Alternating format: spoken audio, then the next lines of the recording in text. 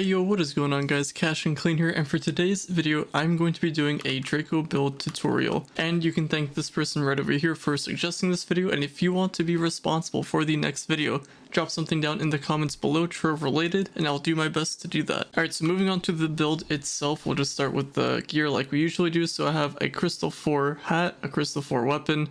I'm still working on the Crystal 4 face, but for now it's a work in progress.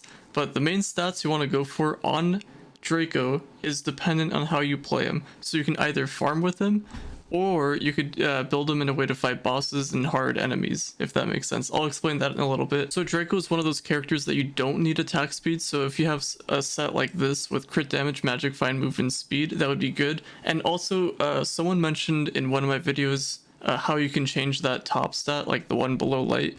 You want to wait till it's second stat reroll week, then you come over here. It's not second stat reroll week right now, but if it was, you'd come here and this stat up here would have question marks on it, and you can change all three of these stats. So hopefully that clears up everything for you guys. And it happens all these changes happen on Tuesdays.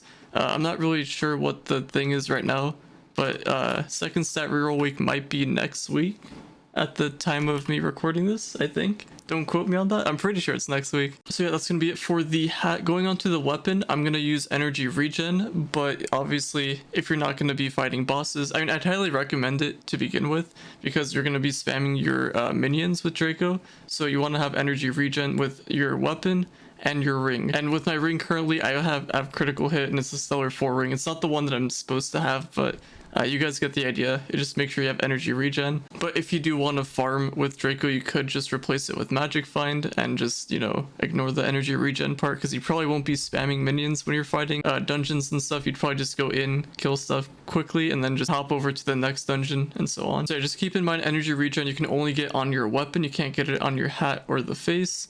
And for the face, I have health regen right there, but obviously once second stat reroll, I can't say that, reroll week comes out, I would change that. But obviously this is a Crystal 3 face, so I'm not really too worried about this one.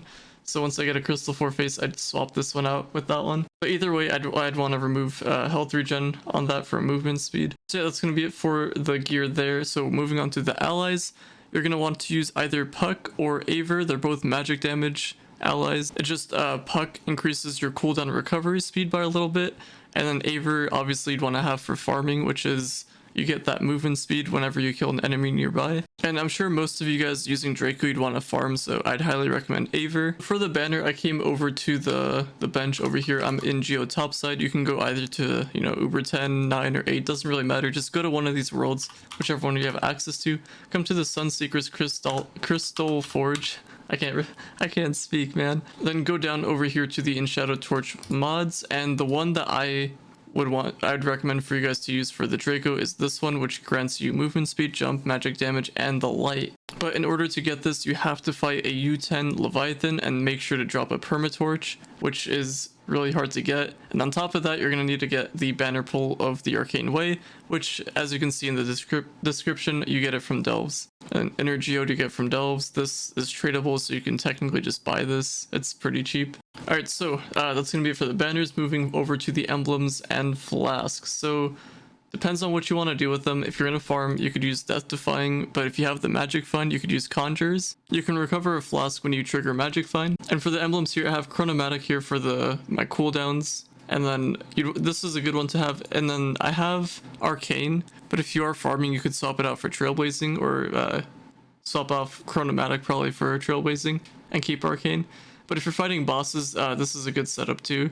Death Defying, Chronomatic, and Arcane. Then for the subclass, it kind of depends on you. If you want to farm, you get the extra bit of magic find, you can use the Pirate Captain subclass. You can use the Knight subclass if you don't have the movement speed on your mount. The Candy Barb subclass is pretty good too, grants you movement speed for its passive. And Lunar Lancer subclass is good as well. Just ignore the physical damage one. Its passive is what you want to look for. It's got a good passive ability. But yeah, those are the main ones you should be looking for. And now let's move on to the gems. So for the gems, like I mentioned before, it depends on how you want to play Draco. So right now I'm rocking Berserk Battler, but if I was farming, I would want to use Vampire and Vanquisher. And remember, this is only for Cosmics. You can only get these two for Cosmics. It doesn't work for any of these other ones. So for Cosmics, Berserk Battler for bosses, and Vampire and Vanquisher for farming. And the meta right now for Trove is light, so you'd want to put all your boosts into light. But if you want to farm, like let's just say Uber9 Skyworld or something, light's going to be useless to you, so just keep that in mind. So don't put all your resources on getting light, but if you want to farm like topside and delves and whatnot, then yeah, you'd want to focus light. And I'm just going to go over the quick setup here. You want to go for magic damage, crit damage for your cosmics.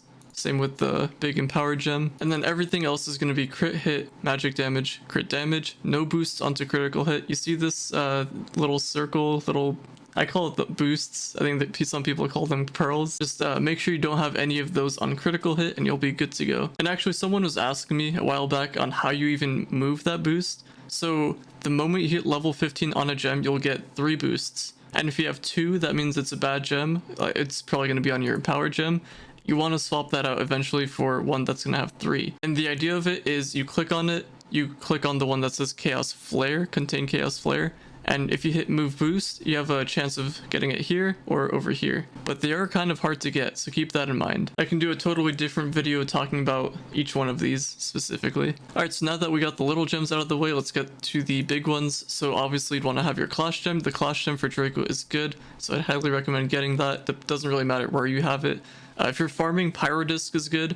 Right now I'm rocking Cubic Curtain and Mired Mojo, but you could do Pyrodisc as well. Cubic Curtain I just like to have, it's a good one. But yeah, that's gonna be it for today's video. If you have enjoyed, drop a like, subscribe if you are new, and if you want to be responsible for the next video, like I mentioned earlier, drop something down in the comments below, Trove related, and I'll do my best to get to that. But on that note, I will see you guys later.